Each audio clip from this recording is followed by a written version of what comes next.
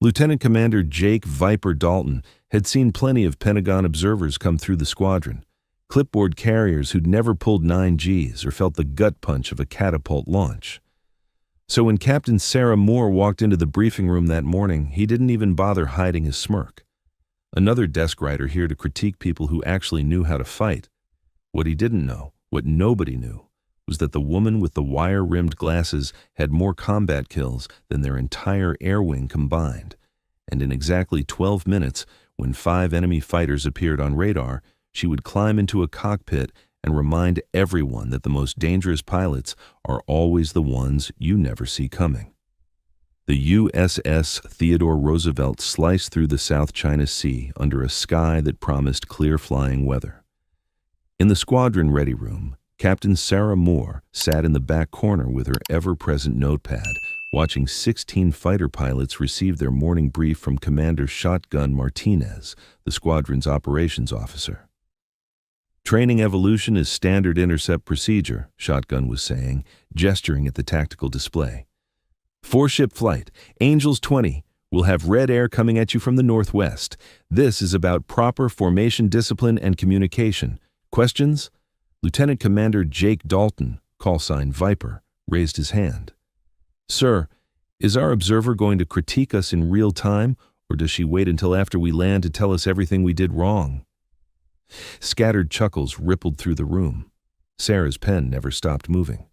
She'd been on the carrier for 3 weeks, and the routine was always the same. Subtle mockery disguised as questions, assumptions that she'd never been in a fighter cockpit, the underlying belief that headquarters sent analysts to justify budget cuts and nothing more. Captain Moore is here to evaluate training effectiveness, Shotgun replied neutrally. Show her why Navy fighter pilots are the best in the world, and she'll have nothing but good things to report. Sarah glanced up just long enough to meet Viper's eyes. He held her gaze for a moment, then looked away, a small victory in the daily game of establishing pecking order. What he couldn't see was that Sarah was tracking every detail of the brief. Wind speeds, cloud cover, the carrier's position relative to international boundaries, the distance to the nearest hostile forces. Her analyst cover story was perfect because she actually could do the analysis. She just happened to also be capable of much more. Lieutenant Cassidy Torch. Ryan leaned toward her wingman, Lieutenant Marcus Jester Kim.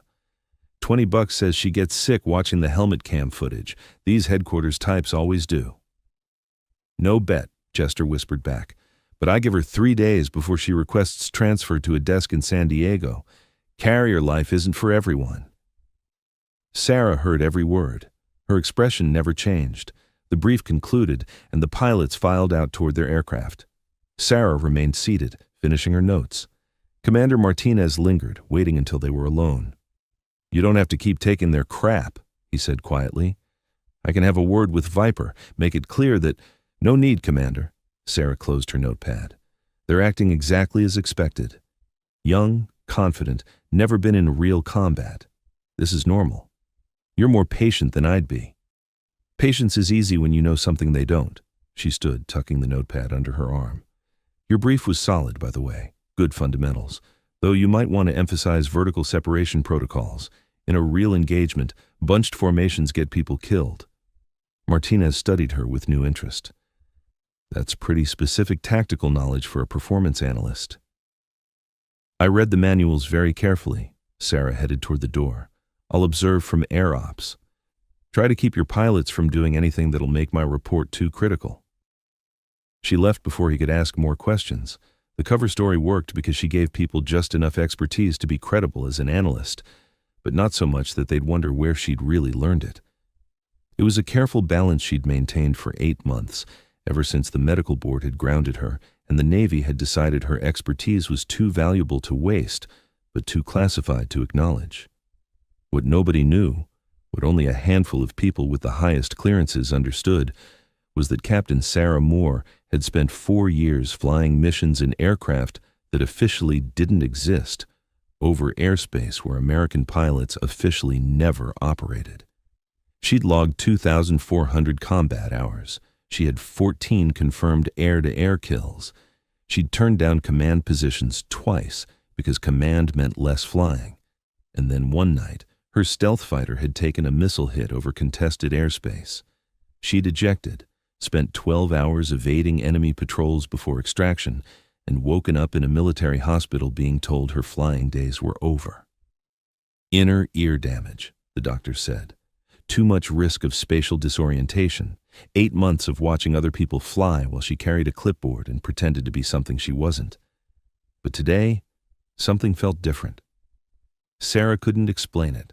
Just a crawling sensation between her shoulder blades, the kind of feeling that had kept her alive in situations where instinct mattered more than instruments.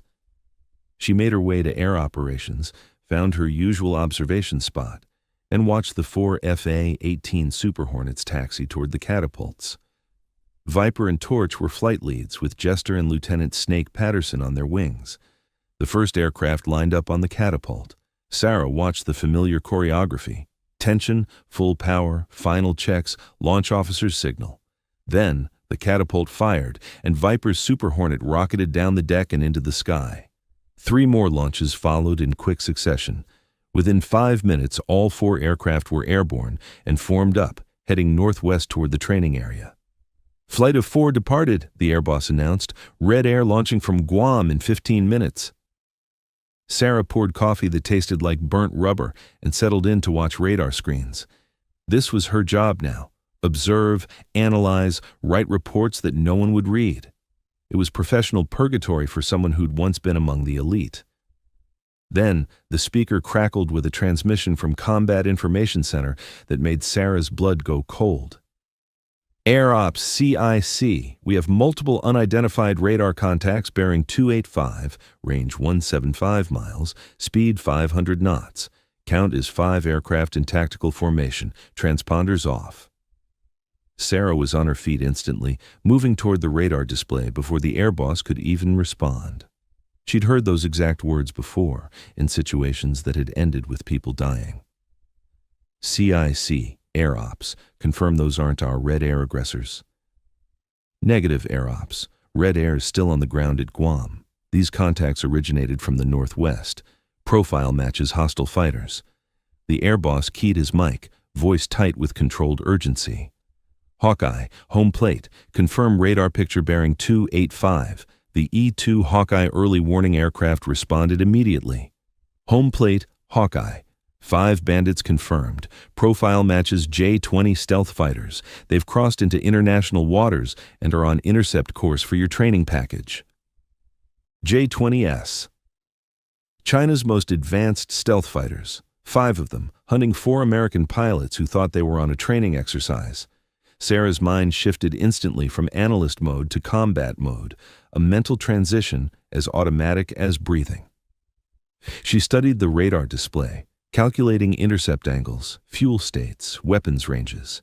The geometry was bad. The training package was 60 miles northwest, flying straight and level, completely unaware. The hostile fighters were positioning for a classic ambush, using their stealth characteristics to close undetected. "Recall the training package," Commander Martinez ordered. "Get them turned around now." "Belay that order," Sarah said, her voice carrying an authority that made everyone in Air Ops turn to stare. "Sir, if you recall them, those hostiles will know we've detected their approach. They'll adjust tactics. Right now we have a brief window where they think they have surprise." "Captain Moore, with all due respect, this is a tactical situation, which is exactly why you need to listen to me." Sarah moved to the tactical display, her finger tracing the enemy formation. "Those J-20s are setting up a pincer movement. If our pilots break now, the hostiles will adapt and still have the advantage. We need to warn our aircraft, get them into defensive posture, and get more fighters airborne immediately." The air boss studied her with sudden intensity. "You're talking like someone with combat experience." "That's because I have combat experience, more than anyone else in this room." Sarah met his gaze directly. "Sir, I can talk you through the tactical response, or I can get in a cockpit and handle it myself. But we're wasting time having this conversation while American pilots are about to die." For 3 seconds, no one spoke. Then the air boss made a decision that would change everything. "Captain, you're not flight certified for carrier operations." I have over 300 carrier landings. I'm more certified than half the pilots on this ship. Sarah pulled off her wire-rimmed glasses, set them on the console. Without them, her eyes were different, harder, colder, the eyes of someone who'd killed enemy pilots and slept fine afterward. There's a ready bird on Cat 2. I can be airborne in 4 minutes. I can reach our training package before those hostiles get weapons lock, but I need authorization now. Commander Martinez stepped forward. Captain, if you're wrong about this, if I'm wrong, you can court-martial me. If I'm right and we do nothing, you'll be writing letters to 4 families explaining why their pilots died while we stood here debating regulations. She moved toward the door. I'm getting in that aircraft. You can either authorize the launch or explain to an admiral why you stopped me. She was out the door before anyone could respond, sprinting through the carrier's corridors toward the ready room where her real flight gear, the gear she hadn't worn in 8 months, was locked in a personal locker. Behind her, she heard the air boss on the radio, Cat 2, Air Ops. Prep the ready bird for immediate launch, pilot inbound. Sarah hit the ready room at full speed, yanked open her locker, and started pulling on the flight suit that still had her old squadron patches. Her hands were steady, her breathing was controlled, and her mind was already 3 steps ahead, running through weapons employment sequences and energy management calculations. Lieutenant Commander Jake Dalton had spent the morning mocking the analyst from headquarters. In approximately 8 minutes, he was going to discover exactly who that analyst really was, and the lesson was going to be delivered at Mach 1.5 with weapons hot. Sarah's boots hit the flight deck at a dead run. The Super Hornet sat on the catapult, engines already spooling up, deck crew moving with organized urgency. The crew chief saw her coming and did a double take. This wasn't the scheduled pilot, and the woman sprinting toward his aircraft definitely wasn't on any flight roster he'd seen. Ma'am, I don't have authorization for emergency scramble, Sarah cut him off, already climbing the ladder. Brief me while I strap in. The crew chief had 20 years on carriers. He knew when to ask questions and when to just make things happen. Aircraft is hot, full fuel load, 4 AIM-120s and 2 AIM-9Xs, all systems green. Sarah dropped into the cockpit, and 8 months of forced inactivity evaporated in an instant. Her hands moved through the startup sequence with muscle memory that went deeper than conscious thought. Harness, click, click, click, click, helmet connected, oxygen flowing, weapon systems active. Combat checks complete, she called. Ready for launch. The canopy came down. The world outside became muted. And for the first time in 8 months, Sarah Moore felt like herself again. The launch officer appeared, running through final signals. Sarah confirmed each one, then pushed both throttles to full military power. The Super Hornet shook with restrained violence, 44,000 pounds of thrust trying to push forward against the catapult holdback. Final check. Sarah brought her right hand up in a sharp salute. I'm ready. I trust the machinery. Send me. The launch officer touched the deck. The catapult fired. 0 to 165 miles per hour in under 2 seconds. The crushing acceleration, the deck edge disappearing, that terrible moment of free fall before the wings caught air. And then she was flying, climbing away from the carrier, and everything that had been wrong for 8 months suddenly became right again. Strike. Reaper is airborne, she transmitted, using her old call sign without thinking. Request vectors to training package and hostile contacts. The response came from Commander Martinez, his voice tight. Reaper, strike. You are not authorized for strike. 4 American pilots are about to be ambushed by 5 stealth fighters. I'm the only asset close enough to help. Give me the vectors or explain to their families why you didn't. Silence. Then a different voice. The Hawkeye controller. Reaper Hawkeye. Training package is bearing 325, range 58 miles, Angels 20. Hostiles are bearing 318, range 80 miles, Angels 25. They're in attack formation and will reach weapons range in 4 minutes. Sarah banked hard left, climbing, throttles in full afterburner. The Super Hornet leapt forward, Mach meter climbing steadily. Hawkeye, Reaper, rules of engagement. Reaper, you are weapons free on hostile contacts. They've activated fire control radar on our training package. Hostile intent confirmed, which meant the J-20s weren't just probing or intercepting. They were preparing to shoot. Hawkeye, patch me through to the training package. You're live on their frequency.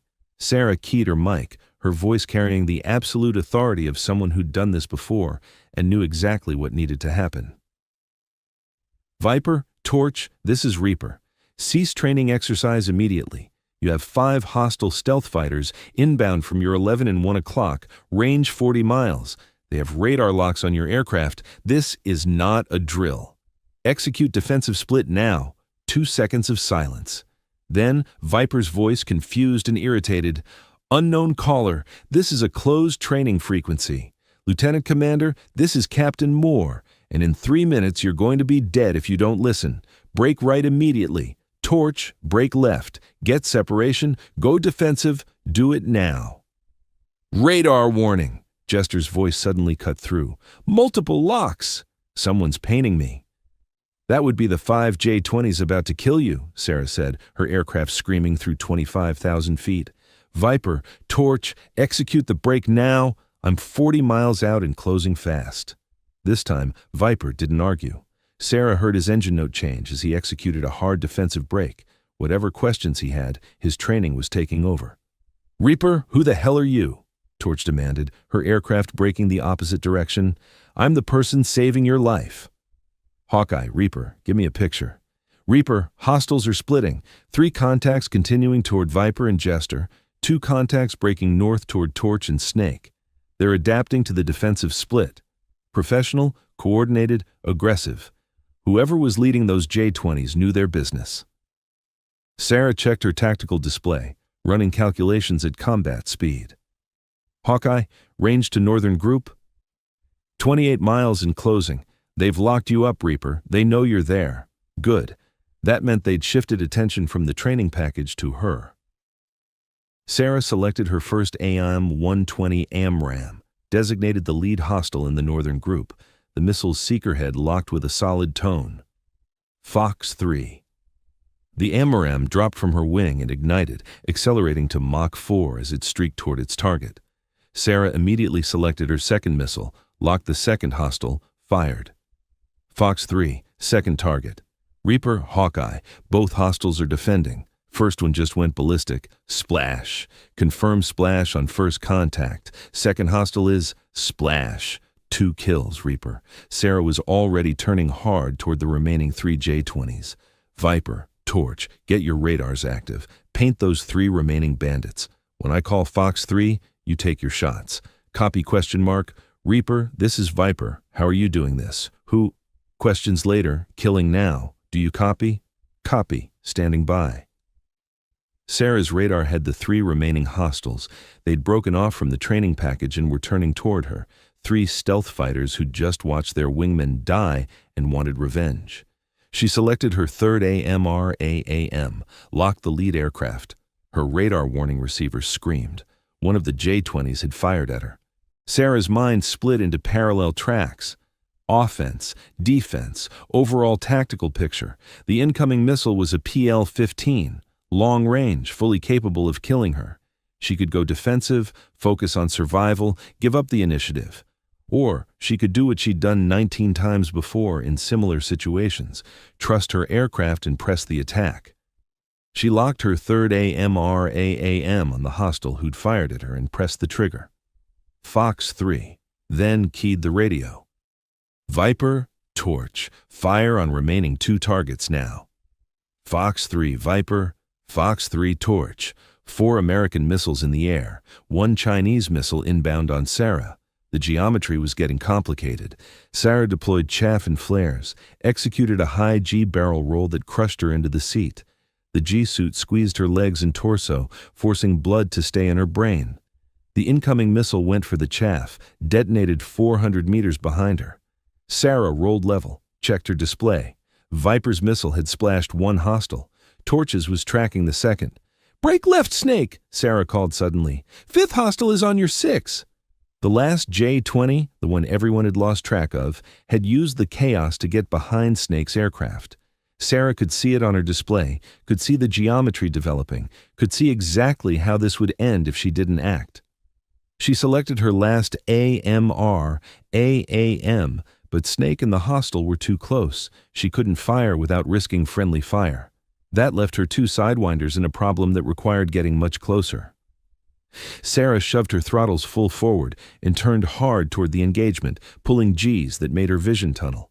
The Super Hornet protested but held together. She closed the distance at supersonic speed. Snake, on my call, brake left as hard as you can. Trust me. I can't see. 3, 2, 1, brake now! Snake's aircraft snapped into a hard left turn. The J-20 followed, his pilot focused on getting the kill, not seeing Sarah closing from above and behind. Fatal mistake. In air combat, the most dangerous threats are the ones you're not watching. Sarah selected her Sidewinder, got the Heatseeker's growling tone as it locked the J-20's engines, and fired from less than 3 miles. Fox 2! The Sidewinder leapt off her rail and tracked the J-20's hot exhaust. The hostile pilot realized his mistake 1 second too late. Sarah saw him try to maneuver, saw flares deploy, but the Sidewinder detonated, shredding the J-20's tail section. Splash 5, Hawkeye called. Reaper, confirm 5 hostiles splashed. Battlespace is clear, 5 kills in less than 12 minutes. Sarah let out a breath she hadn't realized she'd been holding. All aircraft, this is Reaper. Form up on me for return to carrier. Viper, your flight lead of your section. Torch, your lead of yours. Check fuel states and follow my lead home. Reaper Viper, who are you? I'm your CAG's worst nightmare and your life insurance policy, Lieutenant Commander. Now, let's get everyone home safely. We'll sort out the rest on deck. The 5 aircraft formed up and turned back toward the carrier. As the adrenaline faded, Sarah felt the familiar post-combat exhaustion settling in. But underneath it was something else. Satisfaction, maybe, or vindication. The doctors had been wrong. The medical board had been wrong. And now, everyone would know it. Because you couldn't hide 14, now 19, air-to-air kills behind wire-rimmed glasses and a clipboard. The carrier appeared on the horizon. Sarah began her descent, her mind already shifting to the next challenge, explaining to a carrier air group commander how a supposedly grounded analyst had just conducted an unauthorized combat mission that resulted in 5 enemy fighters destroyed. Just another day in the life of Captain Sarah Reaper Moore. Except now, everyone would know exactly who she really was. The landing was perfect. Sarah trapped the 3-wire exactly where she should, the violent deceleration familiar and almost comforting after 8 months away. She taxied clear and shut down the engines, and through her canopy she could see the crowd gathering on the deck. This was going to be interesting. Commander Martinez was first up the ladder as the canopy opened.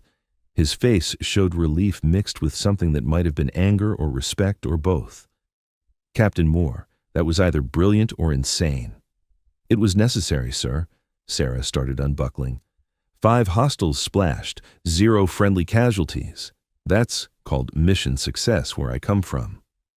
Where you come from is apparently classified well above my pay grade. He lowered his voice. Sarah, the CAG wants to see you immediately, and there's already a call from SyncPack wanting to know what the hell just happened. I imagine they do. Sarah pulled off her helmet, her hair falling loose from where it had been tucked. Tell the CAG I'll be there in 10 minutes.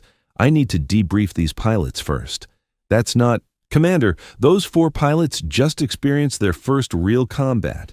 They need immediate tactical debrief while everything's fresh. The political conversations can wait 10 minutes. Before Martinez could argue, Lieutenant Commander Viper Dalton appeared at the base of the ladder. His face was pale, his flight suit dark with sweat, and his eyes showed the 1,000-yard stare of someone who'd just realized how close he'd come to dying. Captain Moore, he said quietly, he struggled with the words.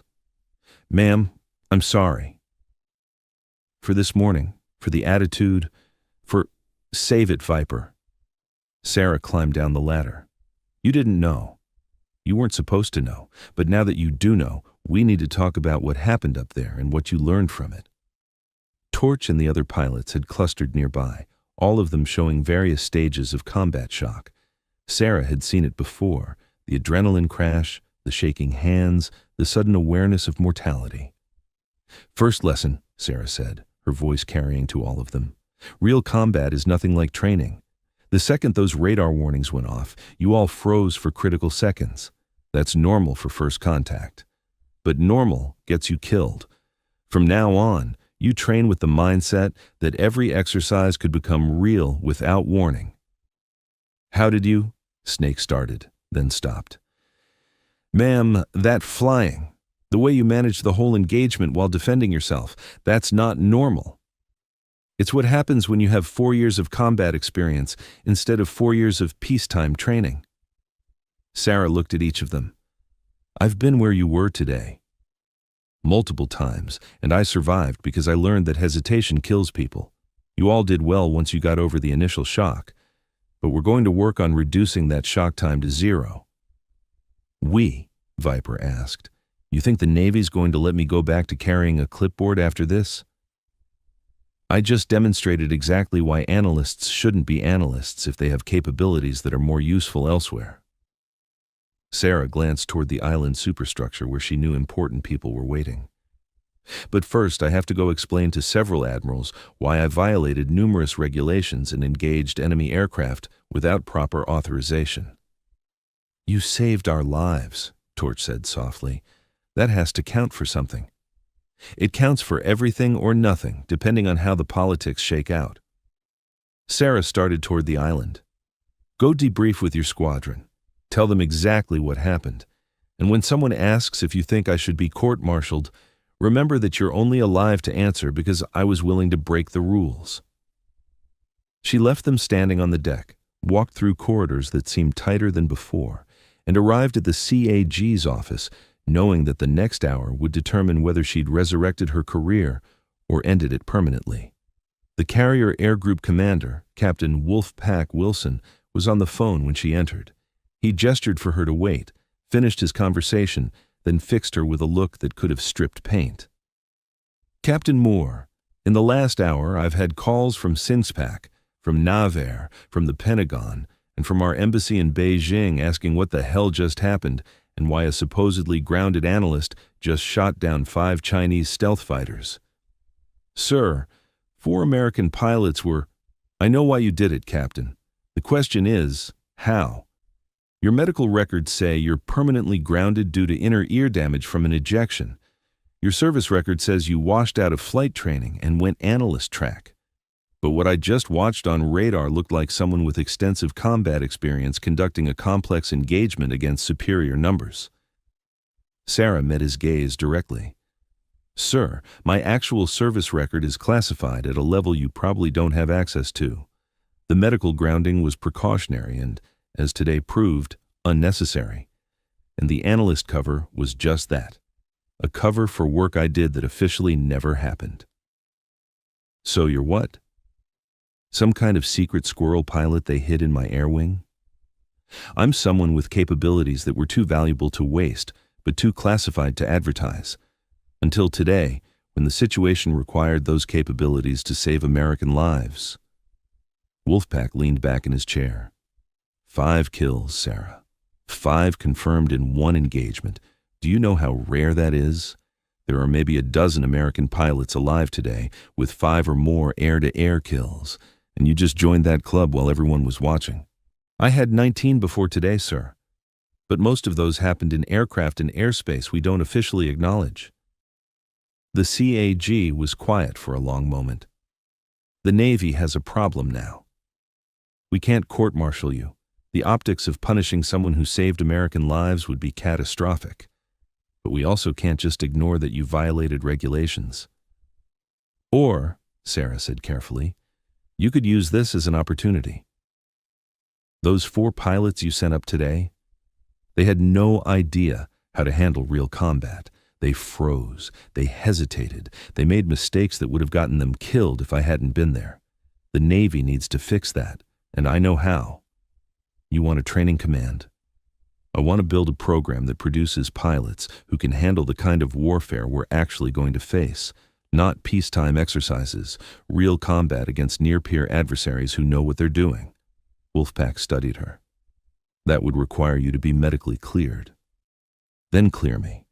Run whatever tests you want. I'll pass all of them because there's nothing wrong with me that would prevent me from doing my job. The phone rang. Wolfpack answered, listened, then looked at Sarah with an expression she couldn't quite read. Understood, sir. I'll bring her immediately. He hung up. That was the Admiral. He wants to see you in person.